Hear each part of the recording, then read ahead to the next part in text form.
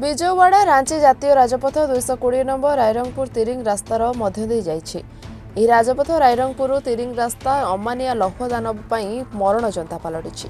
କେନ୍ଦୁଝରରୁ ଟାଟାନଗର ଆସୁଥିବା ଲୌହ ବୋଝେଇ ଲୌହ ଟ୍ରକ୍ ସମେତ ଅନେକ ଭାରିଯାନ କୌଣସି କାରଣରୁ ଭାରସାମ୍ୟ ହରାଇ ସାଧାରଣ ଜନତା ରାସ୍ତା କଡ଼ରେ ଥିବା ଘର, ଦୋକାନ ଓ ପଥଚାରୀଙ୍କୁ ଧକ୍କା ଦେଇ ଅମୂଲ୍ୟ ଧନ ଜୀବନ ନଷ୍ଟ କରୁଛନ୍ତି। ଏହି ରାସ୍ତା ଲୋକଙ୍କ ପାଇଁ ଭଲ ହେବା ଅପେକ୍ଷା ଅଭିଶାପ ପାଲଟି ଯାଇଛି। ମାସକ ମଧ୍ୟରେ 2-4ଟା ଦୁର୍ଘଟଣା ଘଟୁଛି। ନିକଟରେ ବହଳଦା ତେନ୍ତଲା ପୋଲ ପାଖରେ ଜଣେ ବାଇକ୍ ଆରୋହୀଙ୍କୁ ଟ୍ରକ୍ ଧକ୍କାରେ ମୃତ୍ୟୁ ହୋଇଥିଲା। ଦାଣ୍ଡବୋଷ ରାସ୍ତା କଡ଼ରେ ଟାଟା ଆଡୁ ଆସୁଥିବା ଟ୍ରକ୍ ଘର ଉପରେ ଚଢ଼ି ଯାଇଥିଲା, ଯାହାଫଳରେ ଶୋଇଥିବା ଅବସ୍ଥାରେ ବୃଦ୍ଧାଙ୍କର ମୃତ୍ୟୁ ହୋଇଥିଲା।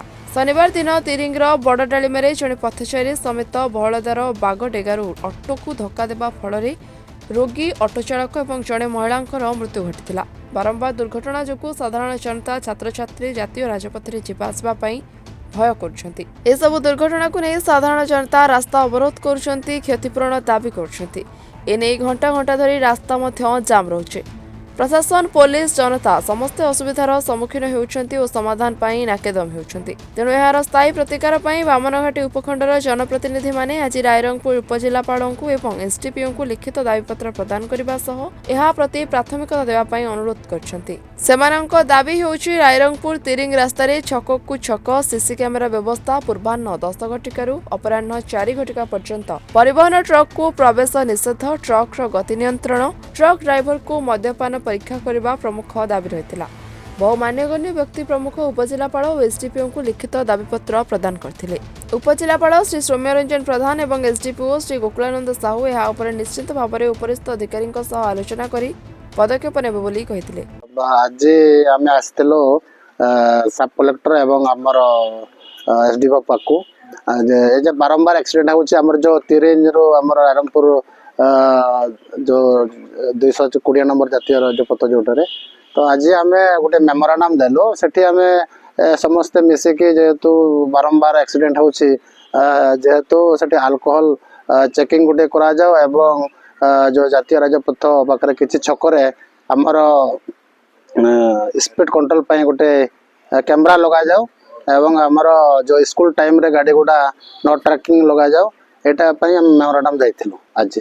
ଆଜି ବାମନଘାଟି ସବ୍ ଡିଭିଜନ ଅନ୍ତର୍ଗତ ବିଭିନ୍ନ ବ୍ଲକର ବିଆର୍ଆଇ ମେମ୍ବର୍ସ ଏବଂ ଅଧିବାସୀ ଆମେ ଆଜି ମିଳିତ ଭାବରେ ଆଜି ସବ୍ କଲେକ୍ଟର ଅଫିସରେ ଏଇ ଯେଉଁ NH 220 ରାଇରଙ୍ଗପୁରରୁ ତିରିଙ୍ଗ ଭିତରେ ଯେଉଁ ବାରମ୍ବାର ସିରିୟସ୍ ଦୁର୍ଘଟଣା ଯେଉଁ ହେଉଛି, ତେଣୁ ତାକୁ ରୋକିବା ପାଇଁ ଆମେ ଦୃଢ଼ ଭାବରେ ଆମେ ଆଜି ଦାବି ଉପସ୍ଥାପନ କଲୁ ବାମନଘାଟି ଉପଜିଲ୍ଲାପାଳଙ୍କ ପାଖରେ ଏବଂ ଏବେ ଏସ୍ଡିପିଓଙ୍କ ପାଖରେ ମଧ୍ୟ ସମାନ ଦାବି ଆମେ ଉପସ୍ଥାପନ କଲୁ।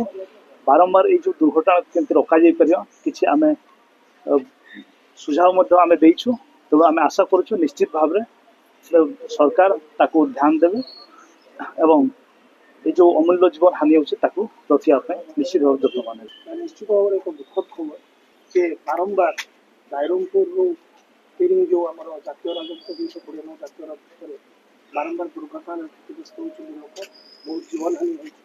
ତାହା ରେଗୁଲାର ଚାଲିଛି। ଆମେ ତାକୁ ବହୁତ ଚେଷ୍ଟା କରୁଛୁ, ବାରମ୍ବାର ଦାବି କରୁଛୁ ଯେ କ'ଣ ଗୋଟେ ତାର ପ୍ରତିକାର କରିବା ପାଇଁ, କିନ୍ତୁ ଏପର୍ଯ୍ୟନ୍ତ ହେଇପାରିନି। ତାହା ନିଶ୍ଚୟ ଦୁଃଖଦ କଥା ଓ ଆମେ ଆଶା କରୁଛୁ ଆଜି ଆମେ ସବ୍ କଲେକ୍ଟରଙ୍କ ପାଖକୁ ଏନ୍ସିପିଓଙ୍କୁ ପ୍ରକାଶ ମେମୋରାଣ୍ଡମ ଦେଇଛୁ, ଆମ ଦାବି ଜଣାଇଛୁ ଯେ କ'ଣ ଗୋଟେ ପ୍ରତିକାର ତାକୁ କରାଯାଉ, ଯେମିତିକି ଆପଣ କହିଲେ ସ୍ପିଡ୍ କଣ୍ଟ୍ରୋଲ ମେସିନ୍ ଲାଗୁ, ତା ସହିତ ଯେଉଁ ଆଲକୋହଲ ଚେକିଂ ତାହା ହେବାଟା ବହୁତ ଜରୁରୀ ଅଛି। କାହିଁକିନା ଆପଣ ଦେଖନ୍ତୁ କେଉଁଝରରୁ ଜମଶେଦପୁରକୁ ବାରମ୍ବାର ଏଠି 400-500 ଟ୍ରକ୍ ଯାଉଛି, ତ ଡ୍ରାଇଭରମାନେ ହୁଏ ସମସ୍ତେ ମଦ୍ୟପାନ କରି ଗାଡ଼ି ଚଳାଉଛନ୍ତି, ତେଣୁ ବହୁତ ଜୀବନହାନି ହେଉଛି ଓ ଆକ୍ସିଡେଣ୍ଟର ଚାନ୍ସ ବହୁତ ବେଶୀ ରହୁଛି।